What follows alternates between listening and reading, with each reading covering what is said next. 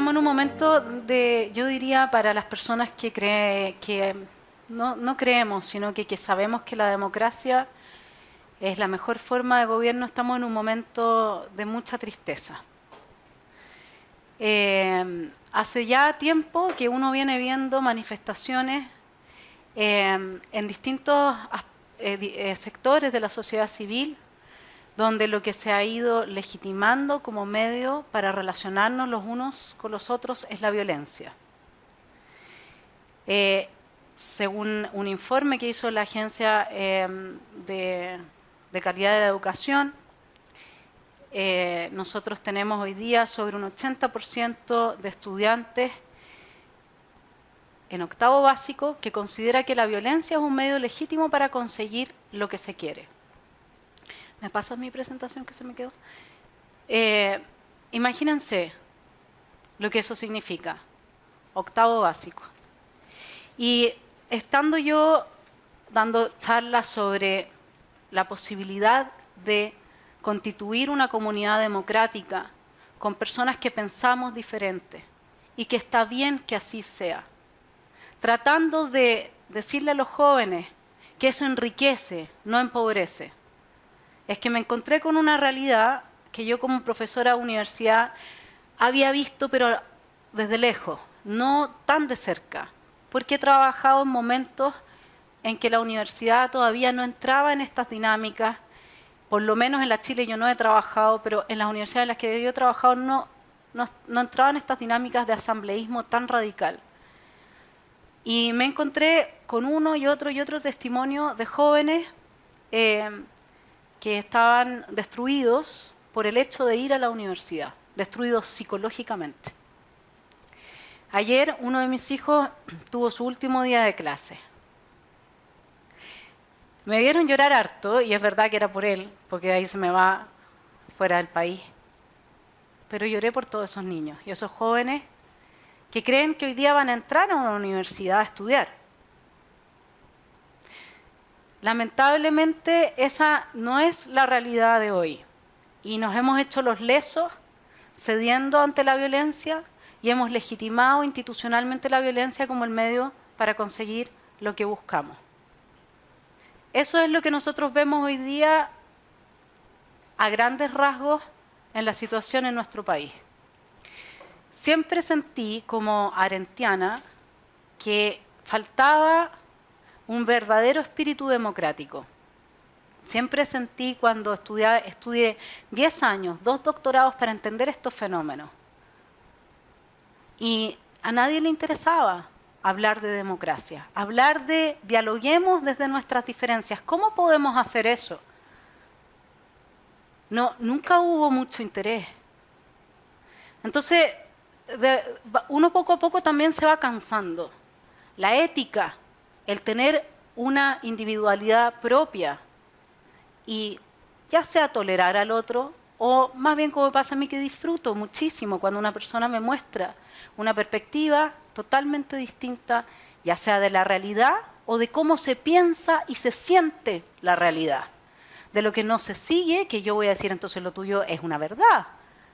Porque hay gente que siente la realidad de un modo, siente por ejemplo que nosotros hemos vivido 30 años en dictadura ahora, que todos los gobiernos de la Concertación fueron parte de la dictadura y que nunca hubo una transición ni un proceso realmente democrático en la medida en que tenemos un papel de constitución, ¿no es cierto?, que emergió en el contexto del régimen militar. Yo respeto esa posición. Lo que nosotros tenemos hoy día es otra cosa. Entonces, ¿qué es lo que sucede con el democratismo? El democratismo desde Nietzsche impone un discurso políticamente correcto sobre la base de una moral, la moral del miedo, la moral del animal de rebaño. No sé si ustedes se dan cuenta, pero lo que vemos tanto en los colectivos que atacan a ciertos individuos en las universidades, como las funas que se están haciendo ahora en todas partes y la salida de los violentistas, no es la acción de un individuo heroico que con sus 3 mosqueteros sale a transformar el mundo.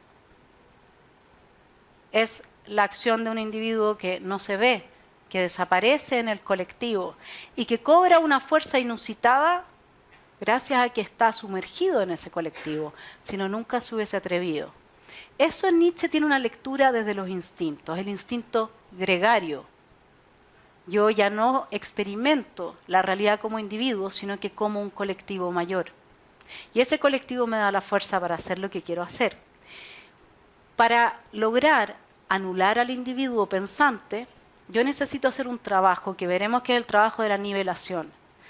Ese es el trabajo que Nietzsche ve se hace a nivel moral por los niveladores en su democratismo. Y vamos a ver los riesgos que tiene eso. La nivelación requiere esencialmente de destruir la pluralidad. La pluralidad es la palabra más importante de la obra de Hannah Arendt. Cada uno de nosotros es igualmente distinto del otro. Nosotros compartimos una condición de igualdad, pero esa condición de igualdad que nos hace a cada uno ser único y repetible. Nadie puede llegar y tomar a alguno de ustedes y cambiarlo por otra persona y decir, bueno, pero si ahí puse a otra mujer, se parecía igual, andaba con zapatos parecidos y ahí está. O decirle a una persona que se le murió el hijo, mira, te paso a alguien que tiene la misma edad, más o menos la misma... No se puede, cada ser humano es infinitamente diferente del otro. ¿Es eso lo que vemos en los colectivos? ¿Es eso lo que vemos en las agrupaciones que salen ahora a la calle? No. Se tiene que antes haber anulado la posibilidad de una experiencia individual, de uno consigo mismo, para tener a este humano que está vaciado de sí mismo. ¿Sí? Yo hice varias entrevistas y aquí les traigo en parte el resultado de esas entrevistas a los jóvenes. Uno de ellos me decía que la pluralidad ya en la Confech había sido anulada desde 2011. Todo lo que fuese distinto del discurso hegemónico imperante había sido sacado absolutamente de las posibilidades de discusión.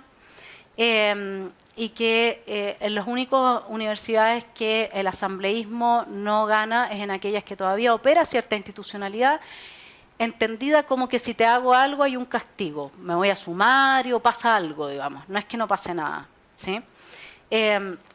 Veamos entonces el desglose temático. Teníamos el tema de las instituciones, ¿no es cierto?, la falta de institucionalización, las actividades estudiantiles. Vamos a aterrizarlo un poco más. Cada uno de los estudiantes que hoy día quiere postular a la universidad y entrar, apenas entra queda en estado de ser miembro de la Federación de Estudiantes. No puede salirse de eso o decir yo no quiero. Para eso tiene que entablar un recurso de protección. Entonces, si los que están gobernando dentro de la universidad tienen un color político que a mí no me gusta y yo entro primer año, yo quedo automáticamente federado. ¿Perdón, es eso democrático? En todas las universidades donde hay federación. Entonces, y hay experiencia, hay jurisprudencia respecto de personas que se han desfederado, ¿sí? Pero no la hay, porque ¿qué es lo que pasa ahí? Si la universidad se da paro y yo no formo parte de la federación, yo podría demandar a la universidad porque no me está dando clases. Entonces es complejo, ¿sí? Luego, ¿qué es lo que pasa? Las votaciones también son un caos normalmente en todas las universidades, con todas las personas que he hablado. A ver, no tengo yo experiencia personal, les estoy diciendo que he entrevistado como hormiguita recogiendo, digamos, los testimonios de quienes han vivido esto y personas que han sido representantes de los universitarios también. O sea, estas son un poco las críticas que se hacen, ¿no? La amenaza es muy fuerte de parte de los grupos extremistas a las autoridades. Solo el rector puede llamar a la intervención de carabineros. Entonces, claro, imagínense lo que significa eso, ¿no? Hay personas que están a favor de las que entrevisté de que ese fuese un poder que tuviesen, qué sé yo, el intendente o el ministro del Interior. Yo no tengo una posición respecto de eso. Creo que hay que ser parte de la institucionalidad como del staff para saber bien qué es lo que significa entrar en este debate, porque las universidades son autónomas. Pero se supone que son autónomas justamente para dar espacio a la pluralidad y diversidad de puntos de vista que se expresan a través de la palabra. Con eso, los que salen de la universidad después de ese tipo de experiencia son mejores ciudadanos, contribuyen a la democracia, saben lidiar con la diferencia del otro. Pero hoy día las universidades están muy lejos de esa realidad, no todas, evidentemente, pero estamos hablando de un porcentaje muy importante, ¿sí? Al menos de las dos más importantes del país. De todas maneras, y dentro, al interior de las universidades hay realidades distintas también, pero al final los paros son los paros. Y los paros normalmente responden a un asambleísmo absurdo. Quórum muy bajo y eso tiene una explicación. Entonces, eso no sé cómo, digamos, se puede enfrentar más que si nosotros empezamos a hablar de esto. Yo voy a tratar de traducir esto en un libro, con ningún interés económico. Probablemente muchos de nosotros nos tengamos que ir de acá. No lo sé en qué va a terminar todo esto. Porque la violencia uno sabe cómo empieza, pero no sabe cómo termina. No hay ninguna cultura en contra de la violencia en este país. No hay nadie que esté diciendo, pero ¿cómo no te da vergüenza? ¿Cómo no te da vergüenza agarrar a palo el auto de este señor? Si me da lo mismo si ese auto es o no es de tantos o tantos millones. He visto agarrando palo a camionetas de la década del 90 en la población. O sea, si no tiene ni siquiera que ver con desigualdad económica, la manifestación de la violencia, digo yo. Si las demandas, si uno quiere, ya, ok. Y eso podemos entrar a hablar en otros términos. El modelo tenía por fin sacar a la gente de la pobreza, no igualarla, digamos. Entonces hay que tener ojo con eso. Según Schmitt, esto estoy citando a Chulhan, la enemistad es constitutiva de identidad. Yo, en el momento en que veo que tú eres mi enemigo, luego sé quién soy yo.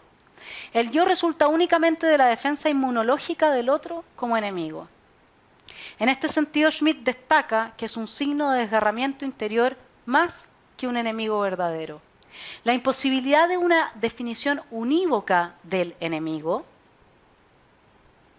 o sea, cuando yo no puedo decir tú eres mi enemigo, es un indicio que se interpreta como una falsa identidad del yo. O sea, yo no sé quién soy. La pluralidad de enemigos destruye al yo. Tiene que haber uno. En el feminismo radical, el hombre. Uno. No voy a seguir dando ejemplo.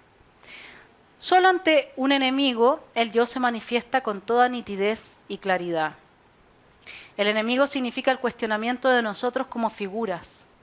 Por esta razón, debo contender con él una lucha para conquistar la medida de mí mismo, mi propio límite, mi figura. Entonces, de alguna forma, lo que no estamos entendiendo es que acá, efectivamente, hay una situación de depresión que puede ser llamado también malestar. El 71% de los jóvenes que el año pasado presentaron estos síntomas venían con gratuidad, vienen de situaciones más frágiles, hay que ayudarlos, hay que desarrollar probablemente en las universidades un apoyo importante, digamos, para la integración. Pero lo que pasa con los ejercicios de los mecanismos de poder en las universidades es que van generando lo que se llama un sujeto de la obediencia. Ese sujeto de la obediencia interioriza la instancia de dominación. Cállate, no hables, facho, no sé qué. Y entonces yo tengo dos opciones. O me quedo entre los solos, soy un paria, y se usa conmigo la violencia del aislamiento, por pensar distinto, o formo parte del cállate, facho, no sé qué, ¿sí? A mí, por decir que no era feminista, que no tengo nada en contra de la igualdad de género, por favor, en Alemania el 7% de la gente es feminista y el 90% de la gente está a favor de la igualdad de género. Solo en Chile, donde no somos educados, no hacemos una distinción entre una cosa y otra. Porque acá más encima ser feminista significa ser antipatriarcado. Ser antipatriarcado significa ser anticapitalista, porque el capitalismo lo creó el patriarcado, etcétera. De luego yo no sé de qué cuotas vas a tener en las empresas donde no hay capitalismo, pero no importa, porque es tan contradictoria esta cuestión que es absurda. ¿Saben qué es lo que siempre me recuerdan este tipo de discursos? Perdón que haga ¿Se acuerdan de la crisis subprime? La gente que compró esos paquetes securitizados, el problema es que habían como unos elementos malos, ¿no es cierto? Este endeudamiento de los no assets, no incomes, no jobs. Y eso es lo que destruyó todo. No es que todo el paquete fuera malo, digamos. El tema es que en los colectivos, como desaparecen individuos, uno puede estar de acuerdo con ciertos puntos. El acoso era un problema o lo sigue siendo.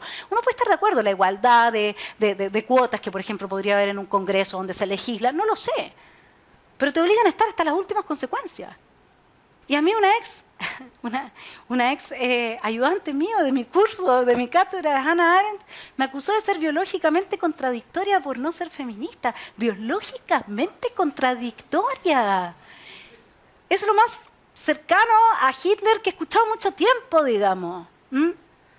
Entonces, uno cuando se enfrenta a esto, y más encima, esa es una persona que tuvo, a ver, paremos un poco solo acá. Esa persona fue a un buen colegio. Esa persona estudió en la Universidad Católica.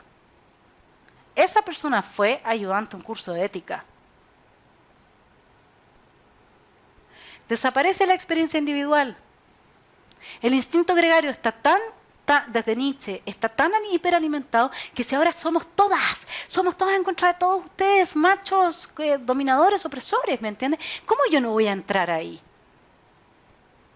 Yo le digo que gran parte de lo que dicen es cierto, pero luego que lo que dije, a mí nadie me manipula la herida.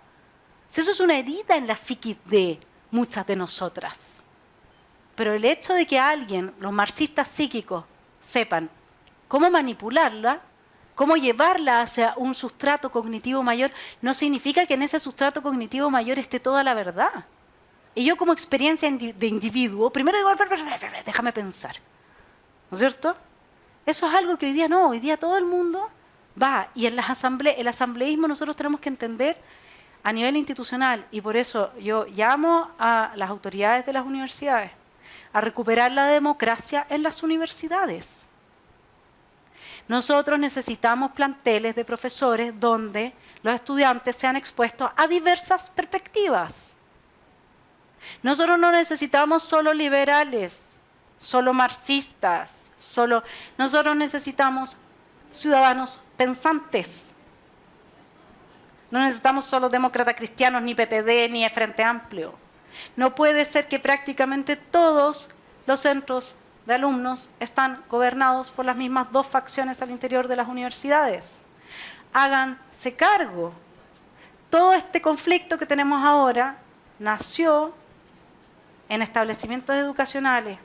El día que le pegaron a la Polet, se estaba entrenando, estaban siendo entrenados licianos, es decir, jóvenes del liceo, no sé si del instituto, no tengo idea de qué liceo, pero eran jóvenes claramente que no habían salido del colegio, por encapuchados. ¿Cómo vamos a tener adentro de las universidades a jóvenes con capucha? Solo ese día no vamos a tener un sujeto de la obediencia torcida, que es la que conduce al totalitarismo. Donde venga un profesor como Atria, tiene que venir un profesor como Cristóbal Belolio. Tiene que ser así. Y si no, la universidad está siendo capturada, ya no es de sus estudiantes, y los estudiantes tienen que darse cuenta que es hora de pedirle a estas autoridades que sin legitimidad no pueden hacer nada, que se respete la democracia al interior de la universidad. No más asambleísmo. Hay hartas praxis que cambiar ahí. Eso, espero haberles hecho un aporte.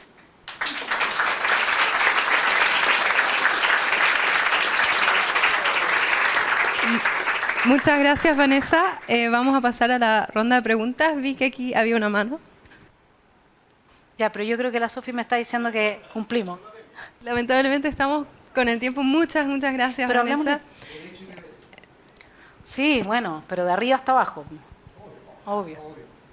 Bueno, quería recapitular. Muchas gracias, Vanessa. En nombre de la Fundación para el Progreso también te queríamos entregar esto y un aplauso. Gracias.